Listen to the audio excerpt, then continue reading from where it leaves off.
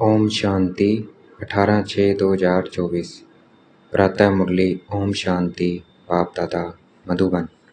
ओम शांति मीठे बाप दादा, मीठे बच्चे। हाँ जी मीठे बाबा, अवगुणों को निकालने का पूरा पुरुषार्थ करो।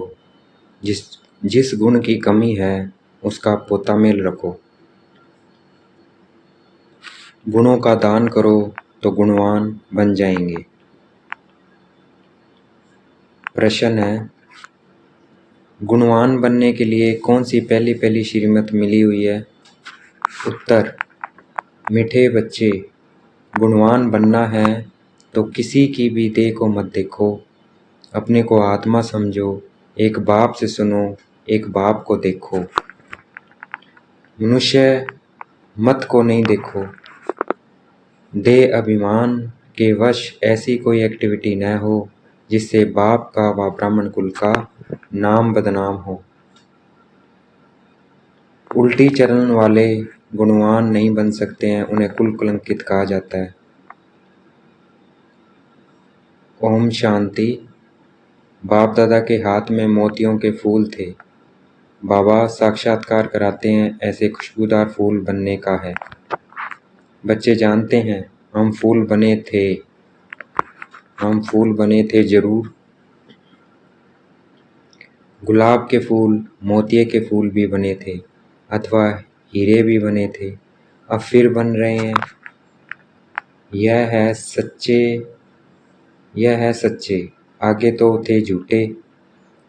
झूठ ही झूठ, सच की रत्ती भी नहीं। अभी तुम सच्चे बनते हो तो फिर सच्चे में सब गुण भी चाहिए।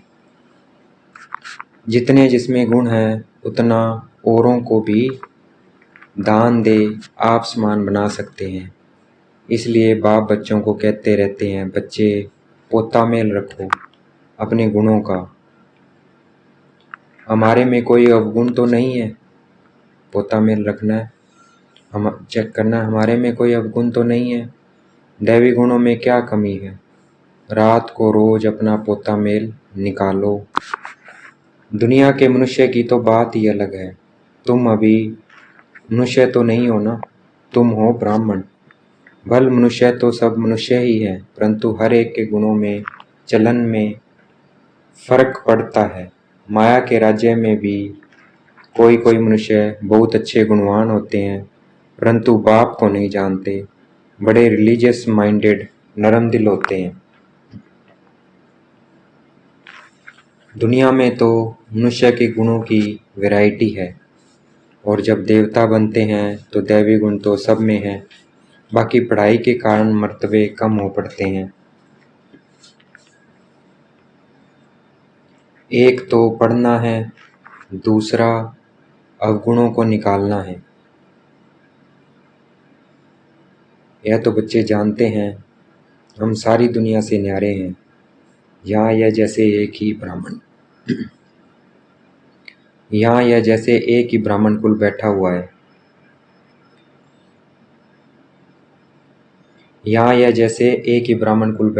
है। शूद्र कुल में है मनुष्य मत, ब्राह्मण कुल में है ईश्वर मत। पहले तुमको बाप का परिचय देना है। तुम बताते हो फलाना आर्ग्यू करते हैं, बाबा ने समझाया था, लिख दो हम ब्राह्मण अथवा बीके हैं, ईश्वर मत पर तो समझ जाएंगे। इनसे ऊंचा तो कोई है नहीं, ऊंचते ऊंच है भगवान। तो हम उनके बच्चे भी उनकी मत पर हैं। मनुष्य मत पर हम चलते नहीं हैं, ईश्वर मत पर चल हम देवता बनते हैं। मनुष्य मत बिल्कुल छोड़ दी है, फिर तुमसे कोई आर्ग्यू कर न सके। कोई कहे यह कहाँ से सुना है, जिसने सिखाया है? तुम कहेंगे हम हैं ईश्वर मत पर।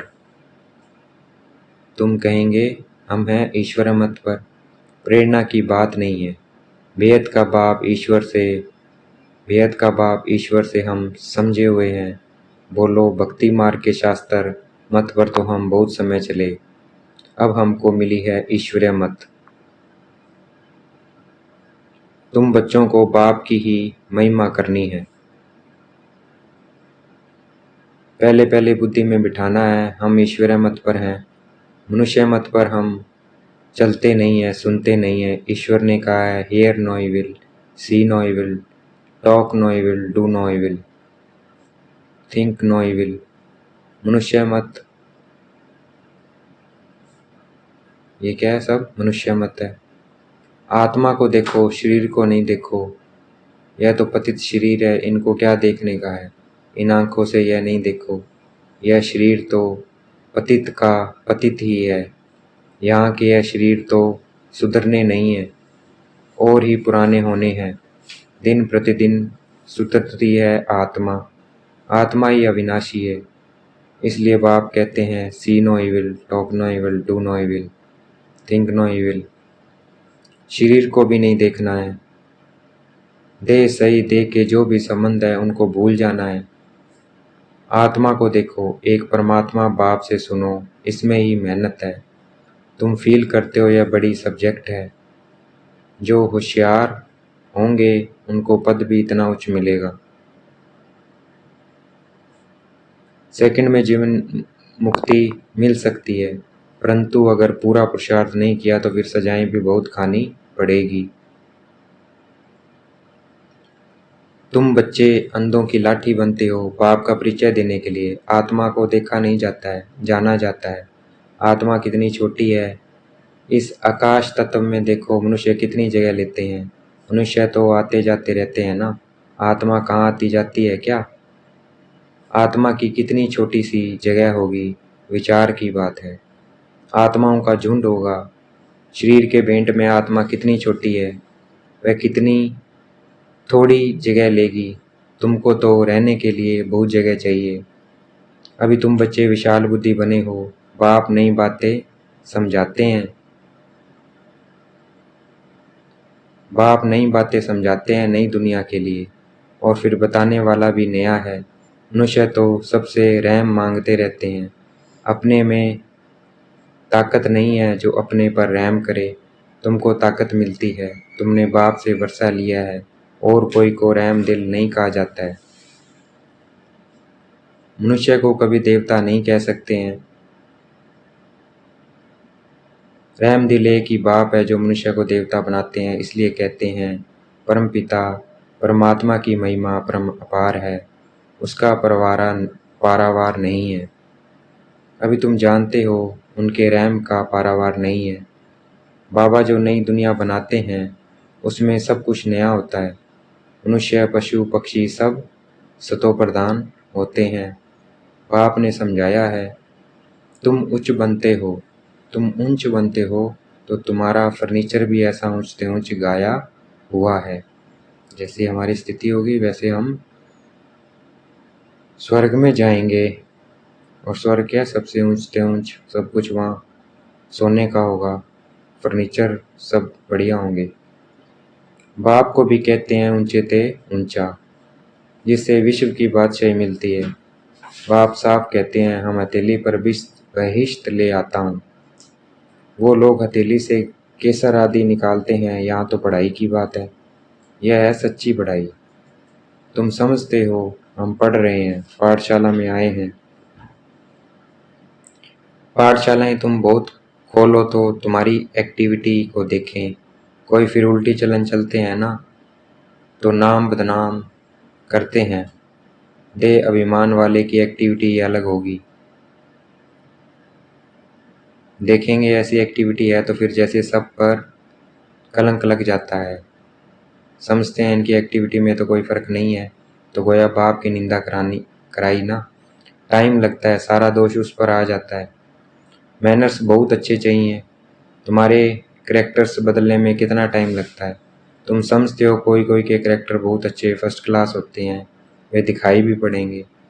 बाबा एक एक बच्चे को बैठ देखते हैं, इनमें क्या खामी है जो निकलनी चाहिए। एक एक की जांच करते हैं, खामियां तो सब में है। तो बाप सबको देखते रहते हैं, रिजल्ट देखते रहते हैं। बाप का तो बच्चों पर लव रहता है ना। जानते हैं इनमें ये खामी है, इस कारण यह इतना उच्च पद पा नहीं सकेंगे। अगर खामियां नहीं निकली तो बड़ा मुश्किल है, देखने से ही मालूम पड़ जाता है। यह तो जानते हैं अभी टाइम पड़ा है, एक एक की जांच करते हैं। बाप की नज़र एक एक के गुणों पर पड़ेगी, पूछेंगे तुम्हारे में कोई अवगुण तो नहीं है। बाबा के आगे तो सच बता देते हैं, कोई कोई को देह अभिमान रहता है तो नहीं बताते हैं। बाप तो कहते रहते हैं, आप ही जो करे सो देवता, कहने से करे वह मनुष्य है, जो कहने से भी ना करे वह क्या होगा फिर। बाबा पूछ रहे हैं। बाबा कहते रहते हैं, जो भी खामियां हैं इस जन्म की वह बाप के आगे आप ही बताओ। बाबा तो सबको कह देते हैं, बाबा तो सबको कह देते हैं खामियां सर्जन को बतानी चाहिए। शरीर की बीमारी नहीं, अंदर की बीमारी बतानी है। तुम्हारे पास अंदर में क्या क्या आसुरी ख्यालात रहते हैं।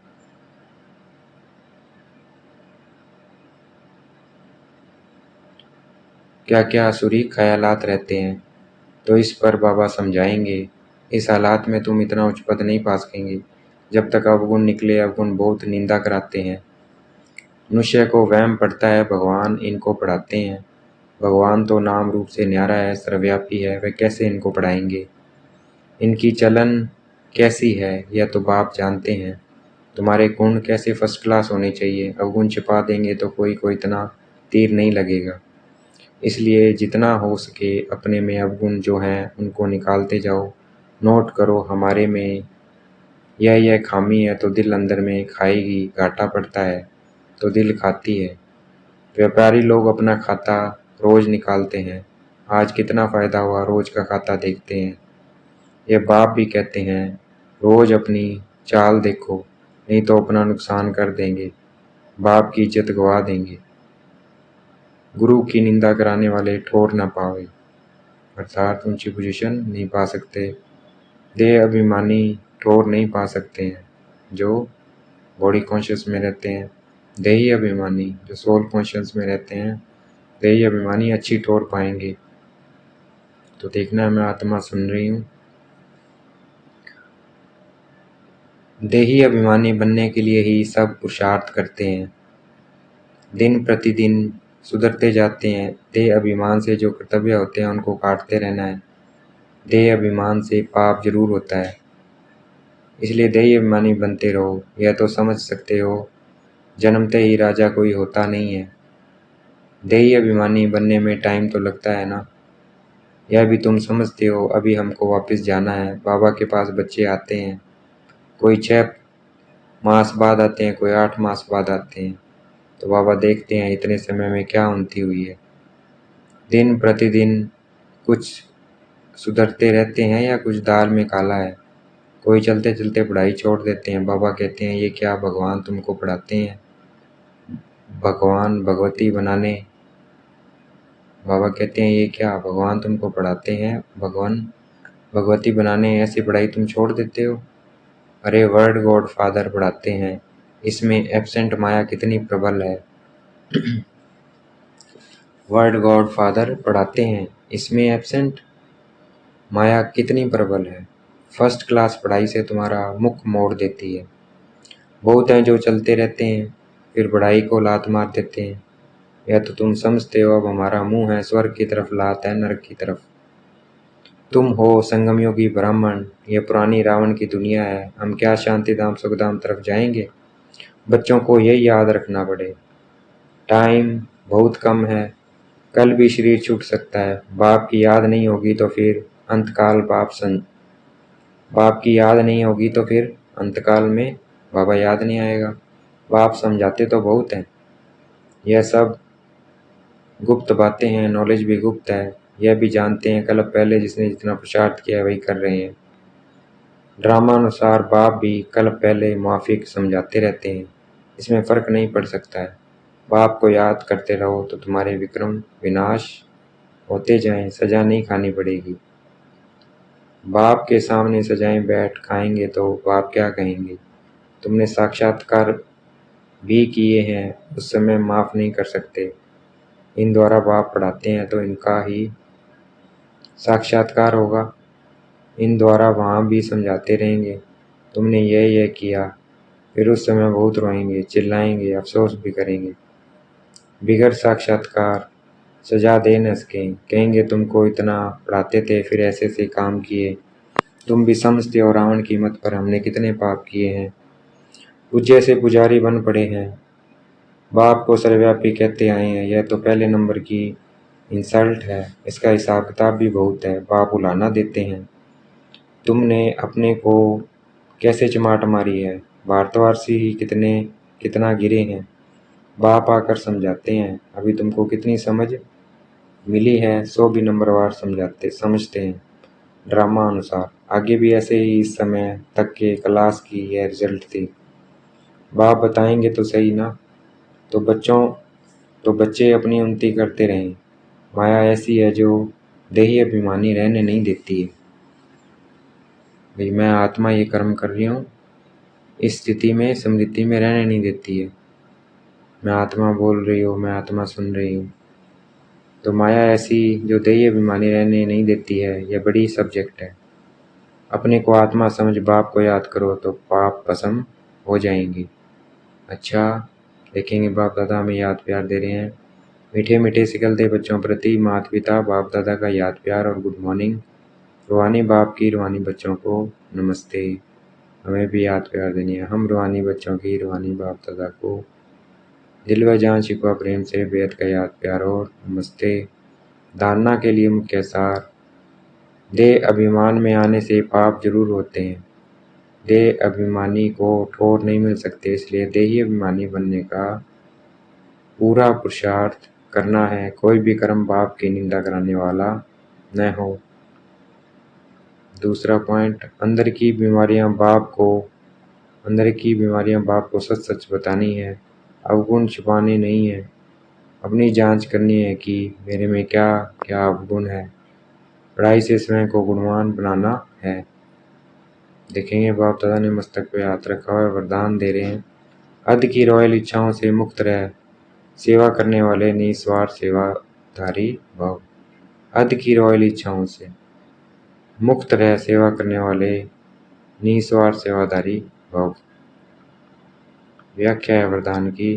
जैसे ब्रह्मा बाप ने कर्म के बंधन से मुक्त न्यारे बनने का सबूत दिया, सिवाय सेवा के स्नेह के और कोई बंधन नहीं। सेवा में जो हद की रॉयल इच्छाएं होती है वह भी हिसाब किताब के बंधन में बांधती है। सच्चे सेवादारी इस हिसाब किताब से भी मुक्त रहते हैं। जैसे देह का बंधन देह के संबंध का बंधन है, ऐसे सेवा में स्वार्थ यह भी बंधन है। इस बंधन सेवा रॉयल हिसाब किताब से भी मुक्त निस्वार्थ सेवादारी बनो। आज का स्लोगन है, वायदों को फाइल में नहीं रखो, फाइनल बनकर दिखाओ। बाबा से जो बात प्रॉमिस किया है उनको फाइल में नहीं रखो, फाइनल बनकर दिखाओ। अच्छा, ओम शांति। शुक्रिया मीठे बाबा, शुक्रिया।